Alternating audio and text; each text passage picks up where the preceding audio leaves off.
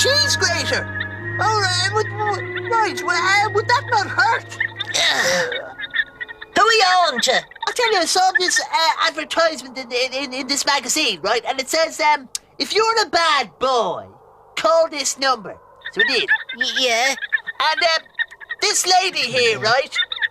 She says she'll come round here and spank me for £20. Tell her to bog off. Sure, I'll smack the head off you for 15. All right. Hello? Me brother says he'll do it for 15.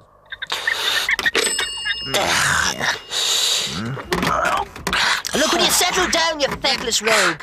Yeah. You better get your rest. We're off to Uncle Scrollocks tomorrow. Oh, Scrollocks, right. Yeah.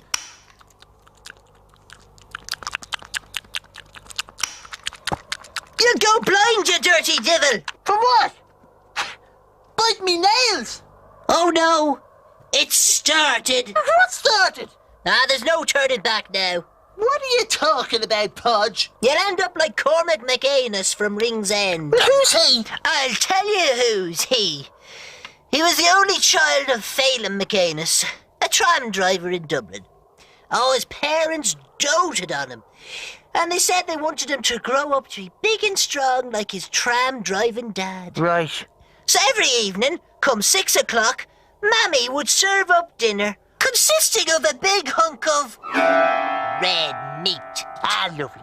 Whether it was a steak or in a stew, it was always there, which was a bit peculiar, because in those days, well, you'd need more than a tram driver's wage to put meat on the table 7 nights a week. So where were they getting the meat from? Well, that's what Nosy Nelligan from number 5 wondered, before she disappeared.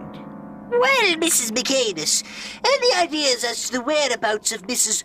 Doris Nelligan from number 5, have we at all? What does she say? Oh, Sergeant, I think she might have mentioned something about going up to her sisters in Donegal.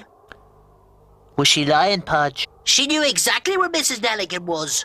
She was hanging up by a meat hook in the basement. Jesus, they were eating the neighbours! Feckin' cannibals! Were they ever caught? They were. You see, that was a long, hot summer that year. And as you well know, bodies don't keep well in the heat.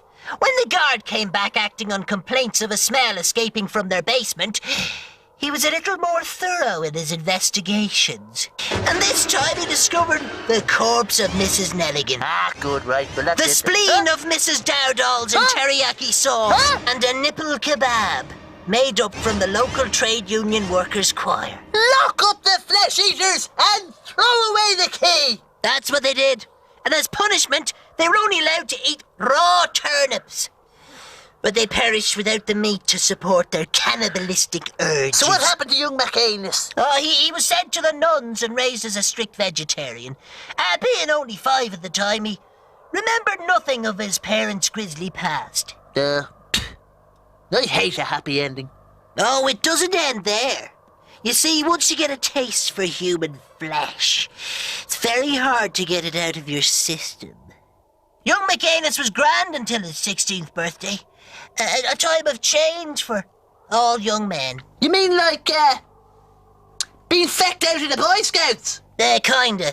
Her name was Dimpna. It was their first date.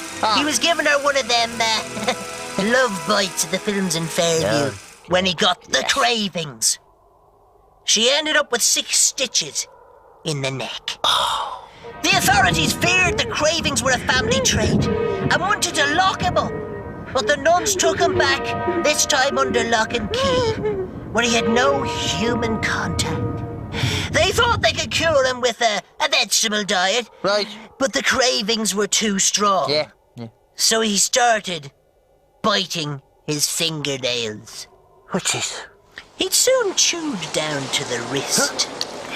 As the weeks passed, he polished off his legs. Bollocks! Yeah, that too. And by August of 1970, he had eaten his spare ribs. And by Christmas that year, there was only his head left. Jesus, I'll never eat me nails again! So how long did the head survive? Nobody knows. You see, in the cell there was a hole in the ground for a toilet. And as he was only the size of the head, he rolled himself down it. All right. Through the sewers. Right. And out to God knows where. And rumour has it, he's still craving the flesh to this day. I go on there and that. Sure, I've seen him myself. Where? Right here in the bed.